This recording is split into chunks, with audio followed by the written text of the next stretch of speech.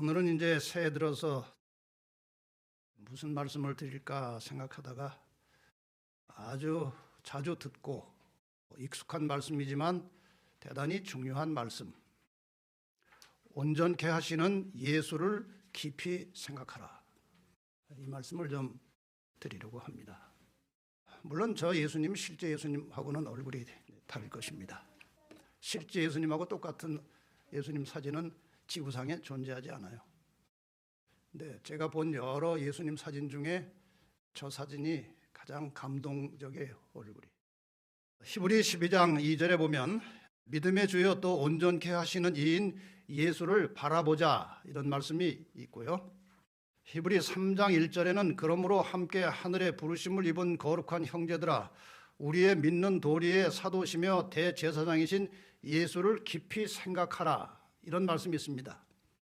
오늘 설교 제목은 이 두 말씀을 하나로 합친 것입니다. 온전케 하시는 분, 예수를 깊이 생각하라. 말씀을 시작하면서 우리 영원 무궁토록 살아계신 하나님의 존재에 대하여 잠시 생각을 좀 해보겠습니다. 하나님은 영원 무궁토록 살아계십니다. 하나님은 인간의 상상이나 연구의 결과로 만들어진 가상적인 존재가 아니고 그분이 친히 사람들에게 자신을 나타내심으로 사람들이 하나님이 계시다는 사실을 알게 된 겁니다. 하나님은 모세에게 나타나셨고 인류의 구원자 예수 그리스도를 탄생시킬 혈통의 조상으로 아브라함을 선택하신 다음에 아브라함에게도 나타나셨습니다. 특별히 애굽을 탈출한 이스라엘 백성들은 시내 광야를 지나면서 집단적으로 시내 산에 나타난 하나님의 영광을 보았고 그분의 음성을 들었습니다. 이스라엘 민족의 존재, 현재 살아있는 한 나라를 구성하고 있는 이스라엘 민족의 존재와 그들의 역사 자체가 하나님의 존재를 증거하고 있는 것입니다. 더 나아가서 하나님의 존재에 대한 가장 확실한 증거는 사람이 되셔서 이 땅에 내려오신 예수 그리스도이십니다. 여러분, 하나님의 존재를 0.1%도 의심하지 마시기를 바랍니다. 의심하는 만큼 손해입니다. 하나님은 분명히 존재하시고 영원토록 존재하시는 분이십니다. 그 예수님을 날마다 깊이 생각하는 것은 우리의 매일의 신앙과 영생에 지대한 영향을 미칠 것이고 더 나아가서 우리의 영원한 운명을 좌우할 수도 있는 것입니다. 그래서 오늘 이 시간에 그냥 막연하게 예수를 깊이 생각하라가 아니고 어떤 예수님을 구체적으로 생각할 것인가에 대하여 좀 말씀을 드리겠습니다. 첫 번째, 여자의 후손으로 예언된 예수를 깊이 생각하라. 여러분은 창세기 3장 15절에 이 말씀을 수없이 들으셨습니다. 왜냐하면 이 말씀은 성경 전체를 요약한 원복음과 같은 매우 중요한 그런 성경절이기 때문에 제가 자주 여러분들에게 설명을 드렸습니다.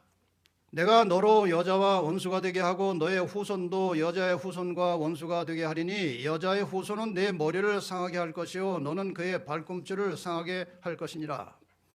하나님께서 사탄에게 하신 이 말씀, 인간이 타락해서 범죄하여 죽게 되자마자 하나님께서 사탄에게 하신 이 말씀 속에 핵심적인 단어는 여자의 후손이라는 것입니다. 이 여자의 후손은 장차 인류를 죄악 가운데서 구원하실 예수 그리스도를 가리키는 것입니다. 인간이 범죄해서 죽게 되었을 때 하나님이신 예수 그리스도께서 여자의 후손이 되어서 죄악 세상에 내려오셔서 인류를 구원하시기 위해서 발꿈치를 상하게 될 것이라고 선언하셨습니다. 여기에서 여자의 후손이 발꿈치를 상한다는 것은 장차 인류의 죄를 대신하여 예수께서 십자가에 돌아가실 것을 예언하고 있었던 것입니다.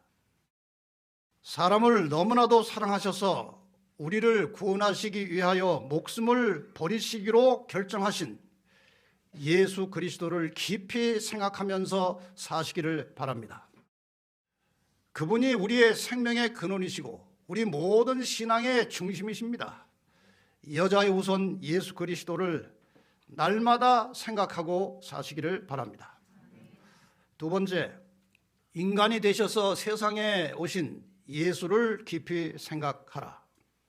빌립보 2장 5절로 8절에 그 예수님께서 이 땅에 오신 그 매우 중요한 사실을 감동적으로 기록해 놓았습니다.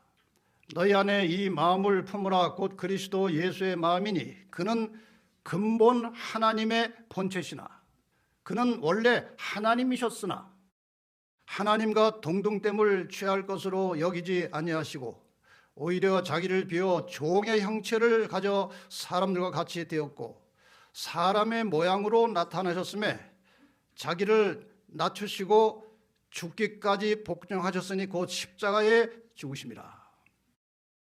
예수님께서 십자가에 돌아가셨지만 부활하시고 승천하셨기 때문에 그 죽음은 영원한 죽음이 아닙니다. 일시적인 죽음이었습니다. 그래서 그것을 발꿈치를 다치는 것으로 묘사한 것입니다. 발꿈치를 다치는 것은 일시적인 상처입니다. 그래서 예수님께서 여자의 후손이 발꿈치를 다친다고 예언한 것은 하나님이신 예수님이 이 땅에 오셔서 십자가에 죽으실 것을 예언한 것입니다. 저 말구 위에 누워 계신 분은 죄인을 구원하시기 위해서 이 세상에 내려오신 하나님이십니다. 이 얼마나 놀랍고 신비하고 감동적인 일입니까? 하나님이 이 땅에 오셔서 저렇게 사람의 모양으로 나타나신 것입니다. 원래 하나님과 동등하신 분이 종의 형체로 사람의 모양으로 내려오셨습니다. 이렇게 극도로 자신을 낮추신 예수님을 깊이 생각하면 우리의 교만심이 얼마나 부질없고 헛된 일인지 깨닫게 될 것입니다. 인간이 가지고 있는 아주 고질적인 죄 두 가지는 이기심과 교만심이에요. 예수님은 우리에게 이 인간의 고질적인 죄된 속성의 정반대의 모습을 우리에게 보여주셨습니다. 그분은 철저하게 이타적이셨기 때문에 우리를 위해서 목숨까지 버리셨습니다. 그리고 자신을 철저하게 낮추셨습니다. 여러분, 우리 마음속에 이기심과 교만심이 발동해서 생겨날 때마다 이렇게 종의 형체를 가지고 이 땅에 내려오신 예수 그리스도를 깊이 생각하시기를 바랍니다. 세 번째, 유대의 선생들과 대화하시는 예수를 깊이 생각하라. 이 성경에는 예수님의 어린 시절에 대한 기록이 거의 없습니다. 그런데 이 예수님의 어린 시절에 대해서 이제 구체적으로 기록된 부분이 하나 있는데 그것은 예수님께서 12살 때에 유월절 행사에 참여하셨던 일입니다. 유대인들은 12살이 되면 이제 성인이 되어 그 유월절 행사에 참여할 자격을 얻게 됩니다. 그래서 예수님도 처음으로 이제 유월절 행사에 참여를 하셨습니다. 이 절기 행사가 마친 후에 부모님은 요셉과 마리아는 그 오랜만에 만난 친척들과 또 여러 사람들과 대화하느라고 평소에 아무런 말썽 없이 말 잘 듣던 그 예수가 그냥 당연히 옆에 있을 것으로 생각하고 길을 떠나는 겁니다. 그런데 사흘 후에 부모가 그 사실을 깨닫게 된 겁니다. 허겁지겁 이제 여기저기 찾으면서 돌아다니다가 원래 있던 성전에 가보니까 그 어린 예수가 성전에 남아서 선생들과 대화를 하고 있었습니다.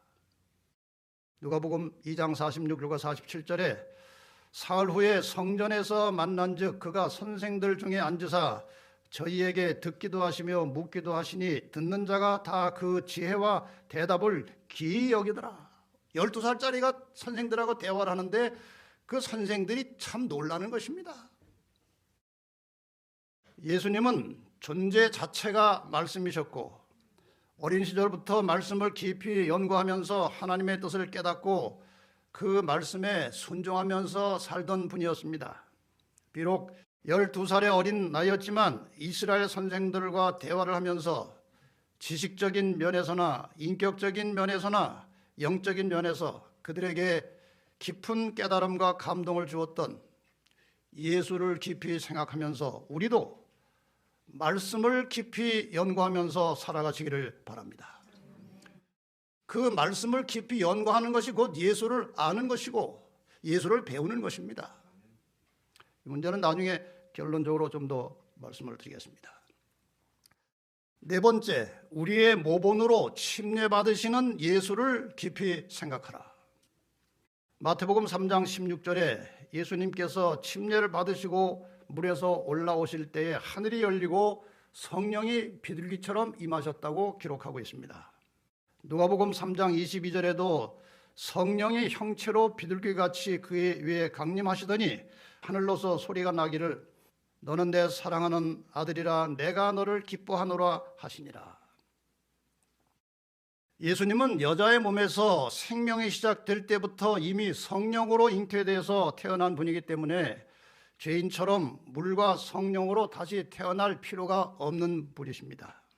그러나 모든 일에 우리의 모본이 되신 예수께서 침례를 받으실 때 하늘에서 내 사랑하는 아들이라는 선언이 있었던 것을 깊이 생각해 보면 우리도 침례를 받을 때 하나님의 자녀로 다시 태어난 중대한 사실을 믿을 수가 있는 것입니다.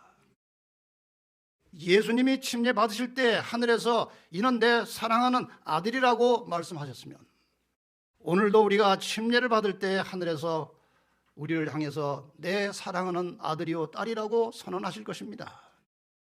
그래서 히브리 2장 11절에는 예수님이 우리를 형제라고 부르셨습니다. 이 얼마나 귀한 특권이고 감동입니까? 예수님이 우리의 형제라는 것입니다. 괜찮으십니까? 그러면 형제처럼 살아야 하는 것입니다. 형제를 닮아가는 예수의 형제들이 되시기를 바랍니다. 다섯 번째, 하늘의 교훈을 가르치시는 예수를 깊이 생각하라. 마태복음 5장 1절과 2절에 보면은 예수께서 무리를 보시고 산에 올라가 앉으시니 제자들이 나온지라 입을 열어 가르쳐 가라사대. 마태복음 13장 54절 고향으로 돌아가서 저희 회당에서 가르치시니. 마가복음 1장 22절 무사람이 그의 교훈에 놀라니 이는 그 가르치는 것이 권세 있는 자와 같고 서기관들과 같지 아니함일러라. 예수님께서 이 세상에 사시면서 가장 많이 하신 일은 가르치시는 일이었습니다. 죄인이 어떻게 구원을 받아서 영생할 수 있는지를 가르쳐 주셨습니다. 죄인이 구원을 받고 하나님의 자녀가 된 이후에 어떻게 살아야 하는지를 가르쳐 주시고 보여주셨습니다. 어떤 사람이 하나님을 다시 만나서 영원히 함께 살 수 있는지를 가르쳐 주신 그 예수를 깊이 생각하면서 그 가르침의 말씀에 절대 순종하며 살아가는 성도들이 되시기를 바랍니다. 예수님의 가르침에 순종하며 살던 사람들이 마침내 예수님을 만나서 영원히 함께 살게 될 것입니다. 여섯 번째, 한 영혼을 사랑하시는 예수를 깊이 생각하라. 여러분이 저 그림을 잘 보시면 예수님께서 한 사람 한 사람에 대해서 얼마나 깊은 관심을 가지고 계신지를 느끼게 될 것입니다. 삭개오, 사마리아 여인, 간음 죄를 범하다가 현장에서 잡혀 끌려온 여자, 예수님의 옷자락을 만져서 치유함을 받은 혈루병 여인, 예수님이 이 한 사람 한 사람에 대해서 깊은 관심을 보여주셨습니다. 예수님이 한 거리를 지나가실 때 키가 작은 삭개오가 예수님을 좀 보고 싶어서 나무 위에 올라가 있는 것을 그냥 앞을 보고 지나가시면 못 볼 수도 있는 것인데 예수님은 삭개오의 마음을 이미 다 알고 계셨습니다. 그리고 지나가시면서 삭개오야 속히 내려오라. 내가 오늘 내 집에 유하여야 하겠다 하시니 그날 예수님은 삭개오 집에 가셨습니다. 개인 가정을 방문하신 겁니다. 요한복음 4장 7절에 사마리아 여자 하나가 물을 길러 왔음에 예수께서 물을 좀 달라 하시니 예수님은 이 사마리아 여자가 어떤 여자인지 이미 다 아시고 그 물 기르러 나오는 시간까지 아시고 그 시간에 맞추어서 그 여인을 만나러 직접 의도적으로 우물가에 가셨습니다. 그 한 여자를 만나기 위해서요. 요한복음 8장 11절에 가늠하다 현장에서 잡혀서 예수님 앞에 끌려온 그 여인을 구원하시는 장면이 나옵니다. 긴 얘기 제가 하지 않겠습니다. 결국 예수님께서 나도 너를 정죄하지 아니하노니 가서 다시는 죄를 범하지 말라. 마태복음 9장 22절에 예수께서 돌이켜 그를 보시며 가라사대 따라 안심하라 내 믿음이 너를 구원하였다 하시니, 그 많은 사람이 몰려다니는 그 와중에 이 여자가 예수님의 옷자락을 살짝 만진 것입니다. 예수님이 다 알고 계셨습니다. 그 여자의 믿음을 예수님이 알고 계셨어요. 만지자마자 그 병이 나음을 얻은 것입니다. 예수님이 그것을 다 아셨어요. 그리고 개인에게 말씀하셨습니다. 따라 안심해라. 내 믿음이 너를 구원했다. 누가복음 15장 7절에 보면은 예수님께서 이렇게 말씀하십니다. 내가 너에게 이르노니 이와 같이 죄인 하나가 회개하면 하늘에서는 회개할 것 없는 의인 99을 인하여 기뻐하는 것보다 더하리라. 또 이런 비유도 있습니다. 99마리의 양을 들여두고 잃어버린 한 마리의 양을 찾아 저녁에 길을 나서는 목자의 모습, 그것이 바로 예수 그리스도의 모습이에요. 죄인 하나가 회개하면 하나님의 사자들 앞에 기쁨이 되느니라. 이것이 예수님의 마음이에요. 그래서 예수님께는 한 영혼 한 영혼이 모두 사랑스럽고 귀한 존재들입니다. 사복음서의 여러 곳에 한 개인에 대한 예수님의 사랑과 관심 이야기가 나타납니다.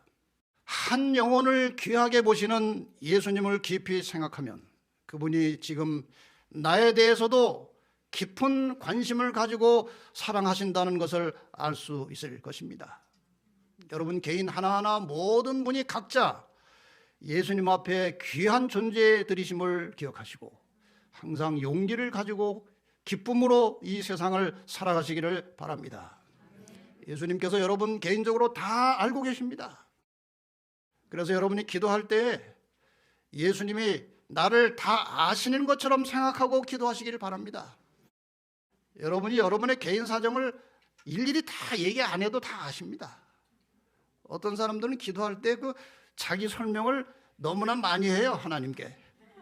하나님이 모르시다고 생각하는 겁니다. 다 아셔요. 그러니까 나를 극진히 사랑하시고 나를 개별적으로 알고 계시고 나의 모든 것을 다 알고 나를 사랑하신다는 그 마음을 가지고 기도하시면 기도가 진짜 기도가 나오는 것입니다. 7번째, 온갖 질병을 고쳐주시는 예수를 깊이 생각하라. 예수님께서 가르치시는 일과 함께 또 많이 하신 일은 병을 고쳐주신 것입니다. 문둥병자를 고쳐주셨고 소경을 고쳐주셨고 중풍병자를 일으켜주셨고 귀신 들린 자에서 귀신을 쫓아내셨습니다. 성경에 예수님께서 병 고치신 기사가 많이 나옵니다. 마태복음 11장 5절에 보면 소경이 보며 안진뱅이가 걸으며 문둥이가 깨끗함을 받으며 귀머거리가 들으며 죽은 자가 살아나며 가난한 자에게 복음이 전파된다 하라. 마태복음 15장 30절에 큰 무리가 절뚝발이와 불구자와 소경과 벙어리와 기타 여럿을 데리고 와서 예수의 발 앞에 두매 고쳐주시니, 예수님께서 이 세상에 계시는 동안에 수많은 병자들을 고쳐주셨습니다. 중요한 것은 그분께서 병을 고쳐주실 때는 항상 죄를 용서하시고 구원을 주셨다는 것입니다. 예수님의 그러한 마음을 깊이 생각하면 오늘날 우리가 질병으로 고통을 당하면서 기도할 때는 질병 자체를 고쳐달라고 그것만 가지고 애쓰고 기도하지 마시고 먼저 우리의 죄를 용서해 주시고 구원해 주실 것을 간구하는 기도를 드리시기를 바랍니다. 병 치료 이전에 중요한 것은 죄를 용서받고 구원을 받는 것입니다.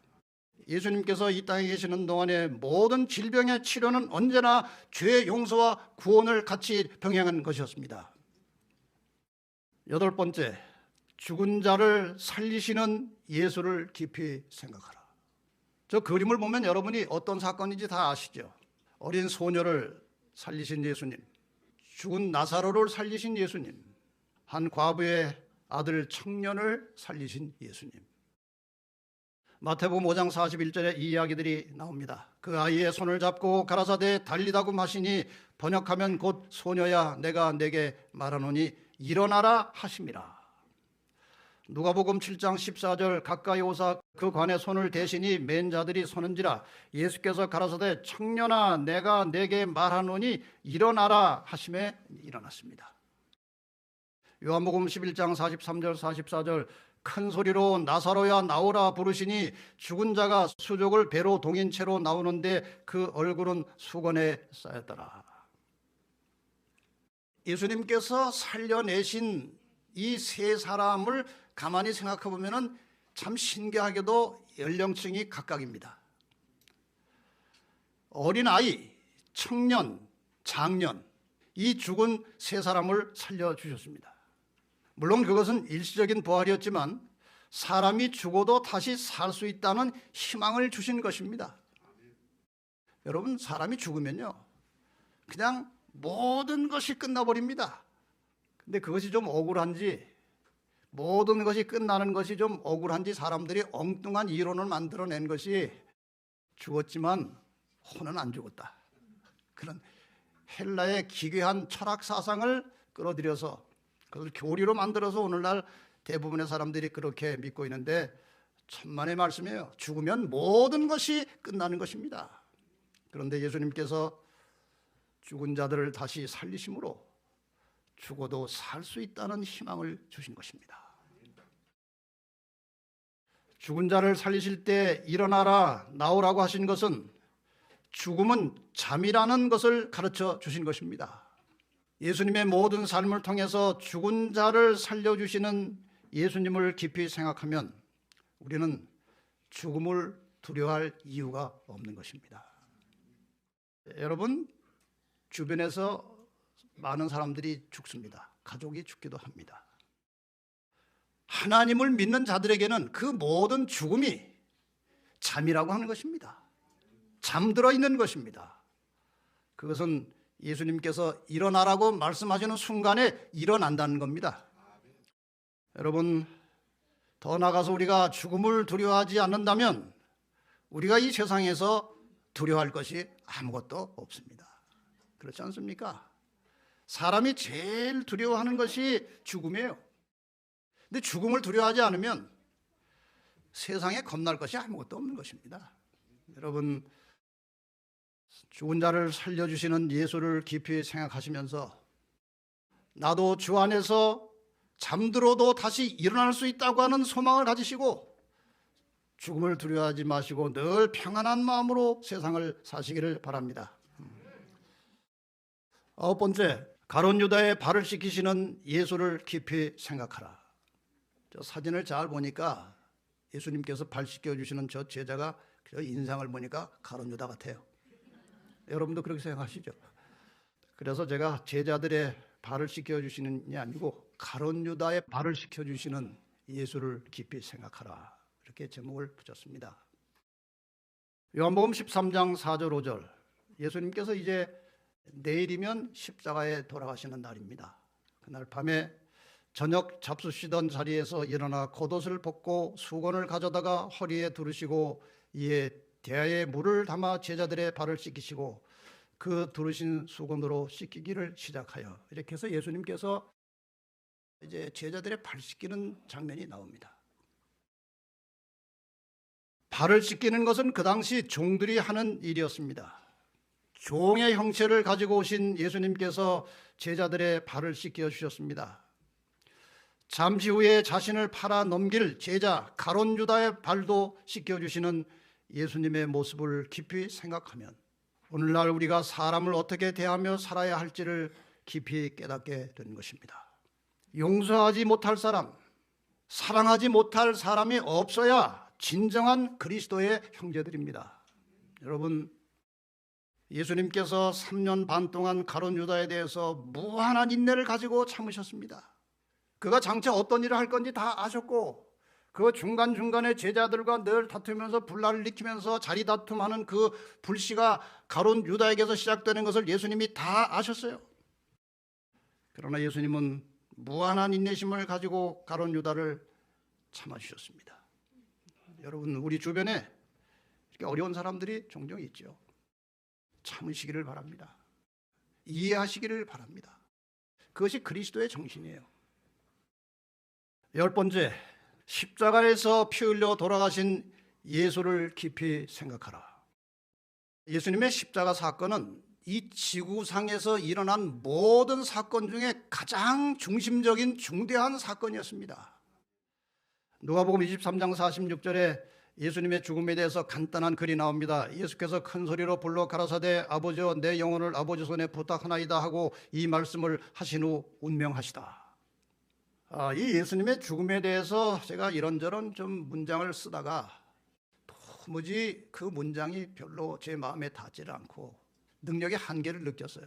시대소망에 보니까 아주 감동적인 말씀이 있어서 그대로 옮기겠습니다.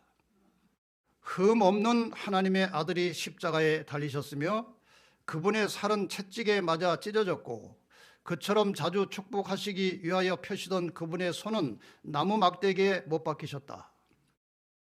사랑의 봉사로 피곤할 줄 모르던 그분의 발도 나무 기둥에 못 박히셨고 그분의 고귀하신 머리는 가시관에 찔리셨다. 그분의 떨리는 입술은 비통의 부르짖음을 발했다. 그분이 참으신 모든 것, 곧 그분의 머리와 손과 발에서 흘러내린 핏방울과 그분의 몸을 괴롭힌 고통과 아버지께서 얼굴을 숨기심으로 그분의 영혼을 가득 채웠던 말할 수 없는 고민은 우리 인류 각 사람에게 이렇게 말한다. 하나님의 아들이 이와 같은 죄악의 짐을 지기로 동의하신 것은 다 그대를 위함이다. 그리고 그대를 위하여 그분은 사망의 권세를 깨뜨리시고 낙원의 문을 여신다고 선언한다. 성난 파도를 잔잔케 하시고 거품이 있는 파도 위를 걸으셨으며 귀신들로 떨게 하시고 질병이 물러가게 하셨으며 소경의 눈을 뜨게 하시고 죽은 자를 살리셨던 그분이 자기 자신을 제물로 십자가 위에 바치셨다. 이것은 다 그대를 사랑하기 때문에 그렇게 하신 것이다. 죄를 짊어지신 그분의 거룩한 공의의 진노를 견디시고 그대를 위하여 죄 그 자체가 되셨다. 예수님은 죄를 짊어지신 게 아니고 그분 자체가 죄가 되신 것입니다. 그래서 죄의 싹은 사망이라는 말씀에 의해서 그분 자체가 죄가 되셨고 그래서 돌아가신 것입니다. 그것이 다 우리를 위해서, 우리를 구원하시기 위해서 그렇게 하신 것입니다. 하늘의 하나님이 사람이 되셔서 우리를 구원하시기 위하여 그 수치스럽고 고통스러운 십자가 죽임을 당하신 것을 깊이 생각한다면 우리가 그분을 위하여 참지 못할 것이 무엇이고 우리가 그분을 위하여 희생하며 헌신하지 못할 것이 무엇이 있겠습니까? 그 수치스러운, 그 고통스러운 십자가를 통해서 자신의 모든 것, 생명까지라도 우리를 위해서 내어놓으신 그 예수님께 우리도 가진 모든 것을 바치고 헌신하는 성도들이 되시기를 바랍니다. 11번째, 무덤에서 부활하신 예수를 깊이 생각하라. 예수님의 부활 사건은 너무나도 중요하고 너무나도 우리에게 깊은 감동을 주는 사건이었습니다. 예수님께서 살아나셨을 때 그 무덤에 먼저 달려온 여인들에게 그 주변 사람들이 한 이야기들이 기록되어 있습니다. 마태복음 28장 6절, 그가 여기 계시지 않고 그의 말씀하시던 대로 살아나셨느니라. 예수님께서 살아계실 때 돌아가실 것과 부활하실 것을 종종 말씀하셨습니다. 마가복음 16장 6절에 청년이 이르되, 여기 청년은 청년처럼 보이는 천사를 말하는 것입니다. 이르되 놀라지 말라. 너희가 십자가에 못 박히신 나사렛 예수를 찾는구나. 그가 살아나셨고 여기 계시지 아니하니라. 보라, 그를 두었던 곳이니라. 누가복음 24장 6절입니다. 여기 계시지 않고 살아나셨느니라. 갈릴리에 계실 때 너에게 어떻게 말씀하신 것을 기억하라. 그는 살아나셨다. 지금 무덤에 계시지 않다는 거예요. 이 지구상에 태어난 모든 인간들은 어떤 형태로든지 무덤이 존재합니다. 그러나 예수님의 무덤은 없습니다. 그분은 살아나셨습니다. 나는 부활이요 생명이니 나를 믿는 자는 죽어도 살 것이라고 말씀하셨던 예수께서 친히 부활하셨습니다. 십자가 사건을 전후로 도망갔던 비겁한 제자들은 부활하신 예수님을 본 후에 목숨을 걸고 그의 부활과 복음을 전파했습니다. 오늘 우리도 부활하신 예수님을 깊이 생각하면 목숨을 걸고 복음 전파에 온전히 헌신을 할 수 있게 될 것입니다.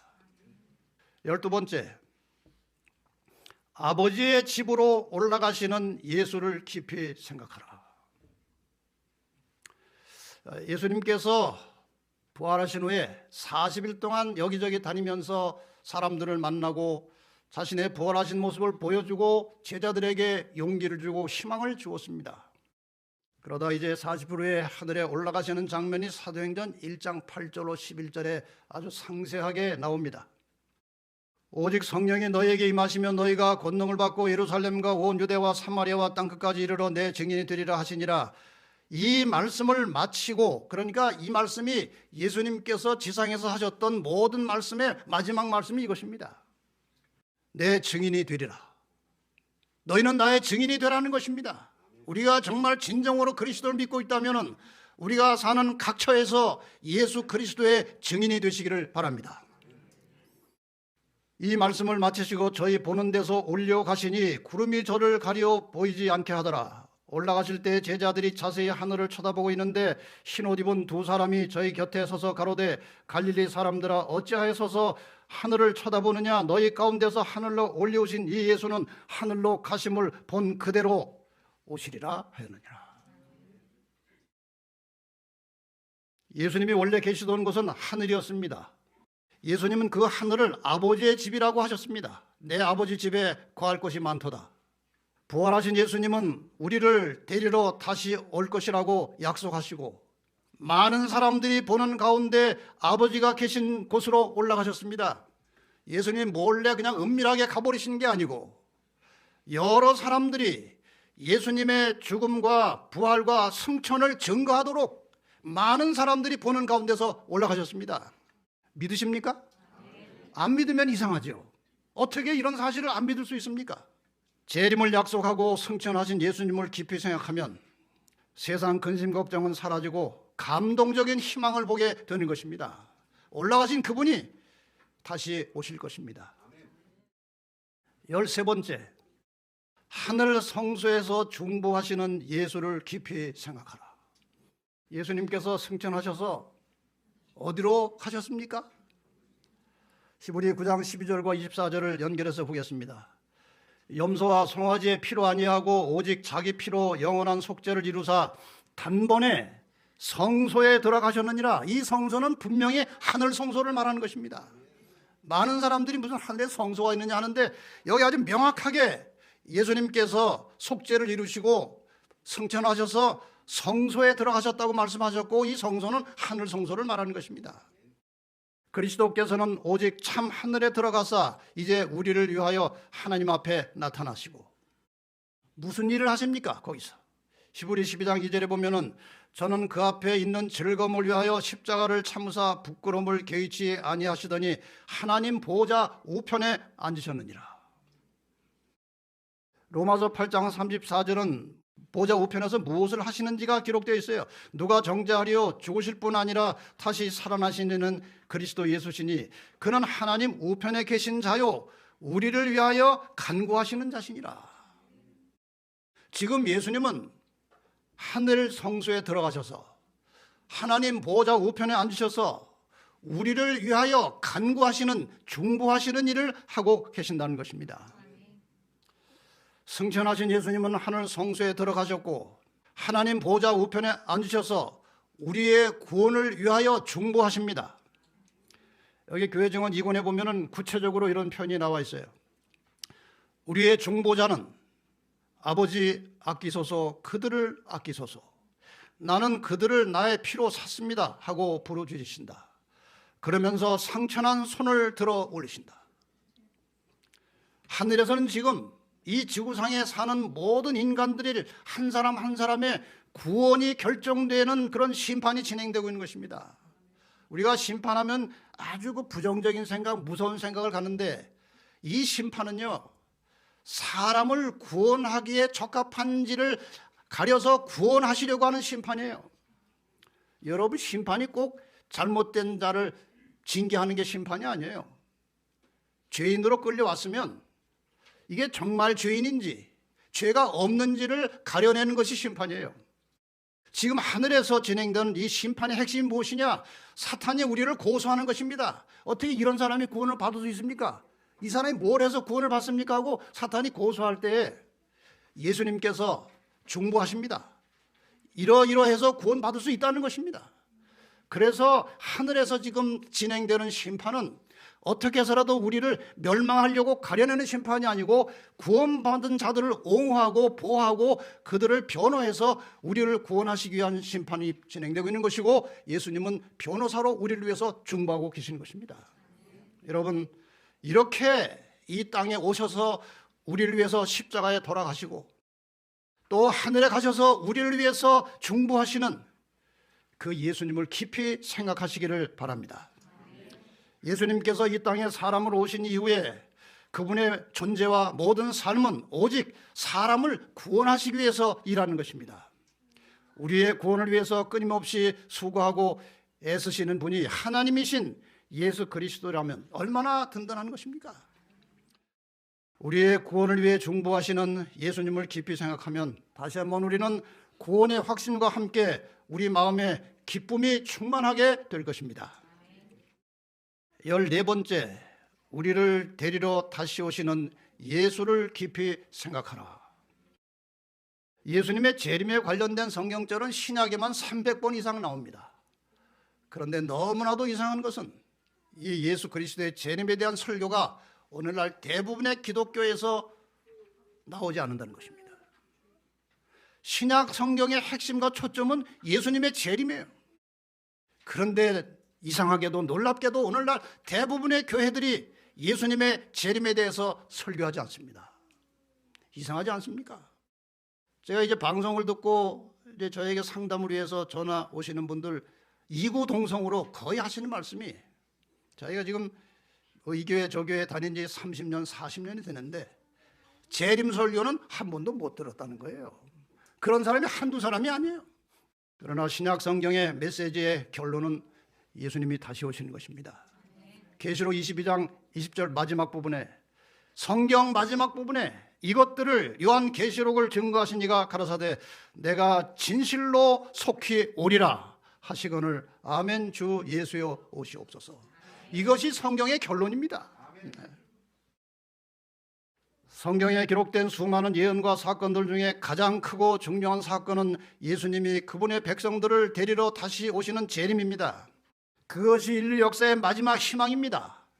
오늘날 이 암울하고 무법천지 같은 세상을 살아가는 그리스도인들이 다시 오시는 예수님을 깊이 생각하면서 그날을 위해 준비하며 산다면 그것이 최고의 복이고 희망인 것입니다. 우리의 모든 생활 속에서 순간마다 주님의 재림을 생각하고 그 소망 가운데서 주님을 만나기 위해서 준비하면서 산다면 우리의 생애가 얼마나 변화되고 달라질 것입니까? 여러분, 재림을 내가 믿는 것이 중요한 것이 아니고 그 재림에 대한 믿음이 나의 현재 실생활에 영향을 미치고 있느냐 하는 것입니다. 그게 중요한 것이에요. 재림을 우리가 다 믿어요. 너무나 확실하기 때문에. 그렇다면 정말 재림을 믿는다면 그 재림의 믿음이 내 실제 생활에 영향을 주고 있어야 되는 것입니다. 예를 들어서 어떤 사람이 이제 미운 사람이 생겼어요. 근데 재림을 생각하니까 재림하는 날에는 그 죄를 품은 사람들은 못 올라가요. 내가 이러면 안 되지. 주님 재림하실 때 내가 올라가야 되는데 하면 즉시로 그 죄를 회개하고 해결해야 재림신앙입니다. 재림을 그냥 머릿속에 믿는 것으로 끝나지 마시고 그 재림에 대한 믿음과 사상이 우리 개인의 모든 생활 구석구석에 영향을 미치는 그러한 재림신앙을 가지시기를 바랍니다. 마지막 15번째로 우리와 함께 영원히 사실 예수를 깊이 생각하라. 에덴 동산에서 아담과 하와가 처음 창조되었을 때의 그 공간적 위치는 아담과 하와는 에덴 동산에 있었고 하나님은 하늘에 계셨습니다. 그런데 여러분, 나중에 회복된 세상에서는 그 하나님이 이 지구상에서 우리와 함께 사시는 것입니다. 이 얼마나 놀라운 변화입니까? 이 얼마나 놀라운 죄인들을 위한 축복입니까? 그 기록이 여러분이 잘 아시는 계시록 21장 3절과 4절에 나옵니다. 내가 들으니 보좌에서 큰 음성이 나서 가로되 보라, 하나님의 장막이 사람들과 함께 있음에 하나님이 저희와 함께 거하시리니 저희는 하나님의 백성이 되고 하나님은 친히 저희와 함께 계셔서 모든 눈물을 그 눈에서 씻기심에 다시 사망이 없고 애통하는 것이나 곡하는 것이나 아픈 것이 다시 있지 아니하리니 처음 것들이 다 지나갔음이로라. 하나님이 우리와 함께 영원히 사시는 것입니다. 이것이 하나님의 계획입니다. 죄로 인해서 영원히 죽게 된 인간을 위한 하나님의 계획과 목적은 우리를 구원하시어 함께 영원히 사는 것입니다.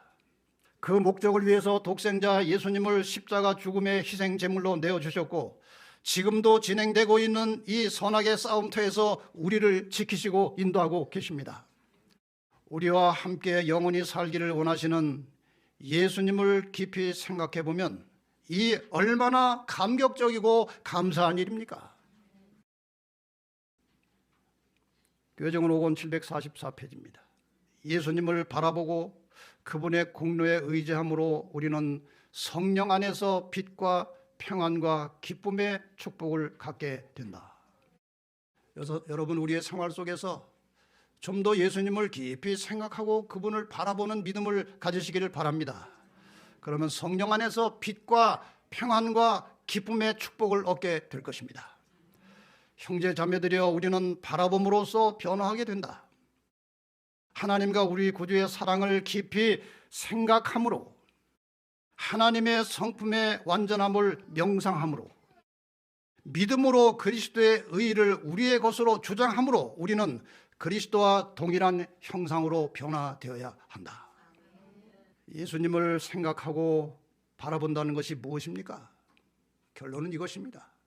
요한복음 5장 39절에 너희가 성경에서 영생을 얻는 줄 생각하고 성경을 상고하거니와 이 성경이 곧 내게 대하여 증거하는 것이로다. 여러분, 예수님을 바르게 이해하고 예수님이 어떤 분인지를 정확하게 알고 싶으시면 성경을 깊이 연구하시기 바랍니다. 이 성경이 내게 대하여 증거하는 것이로다.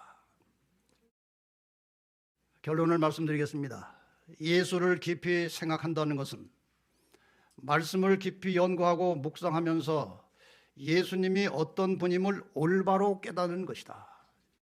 제가 여기에 올바로라는 말을 집어넣는데 여러분이 이해하시길 바랍니다. 오늘날 많은 사람들이 예수를 믿고 있는데 예수님이 어떤 분인지를 모르고 예수를 믿는 것입니다. 그래서 예수님께서 나더러 주여 주여 한다고 구원받는 게 아니다. 나를 제대로 알고 내 뜻이 무엇인지를 이해하고 그 뜻대로 사는 자들이 구원을 받을 것이라고 말씀하셨어요. 예수님이 직접 하신 말씀이에요. 그래서 우리는 말씀을 통해서 예수님이 어떤 분인지 정확하게 이해하고 믿음을 가져야 하는 것입니다. 예수를 깊이 생각한다는 것은 말씀을 통해서 깨달은 바 하나님의 뜻을 성령의 능력에 의지하여 즐거운 마음으로 순종하는 것입니다. 이것이 예수를 깊이 생각하는 사람들의 모습이에요. 예수를 깊이 생각한다는 것은 하나님의 뜻을 따라 순종하는 삶을 통해서 예수님의 품성을 닮아가는 것입니다. 여러분, 날마다 예수를 깊이 생각하면서 말씀을 듣고 읽고 하면서 그분을 생각한다면 그분을 닮게 돼 있어요. 올 한 해가 맞춰질 때 우리 저를 포함해서 진리의 뿔교회 성도들의 모습이 지금보다는 연말에 더 예수 그리스도를 가까이 닮아 있는 성도들이 되시기를 바랍니다. 그것이 복음의 목적이에요. 사람으로 하여금 예수 그리스도를 닮게 하는 것이 복음의 목적이에요. 이것이 우리의 생활에서 이루어지지 않고 있다면 그 믿음은 헛것입니다. 예수를 깊이 생각한다는 것은 예수님을 닮아가는 모습으로 다른 사람들에게 예수 그리스도를 증거하는 것입니다. 이건 아주 대단히 중요한 것이에요. 우리가 하나도 변화되지 않는 옛 모습 그대로를 가지고 가족들에게, 이웃들에게 전도해봐야 그는 예수님께 욕을 돌리는 것입니다. 사람마다 타고난 모습이 다 달라요. 그러나 그 현재 모습보다는 나아져야 전도에 효과가 있는 것입니다. 거기에 능력이 나오는 것입니다. 그래서 예수를 깊이 생각하면서 날마다 예수님을 닮아가면서 예수 그리스도를 증거하는 하나님의 신실한 증인들이 되시기를 바라면서 오늘 말씀을 마치겠습니다.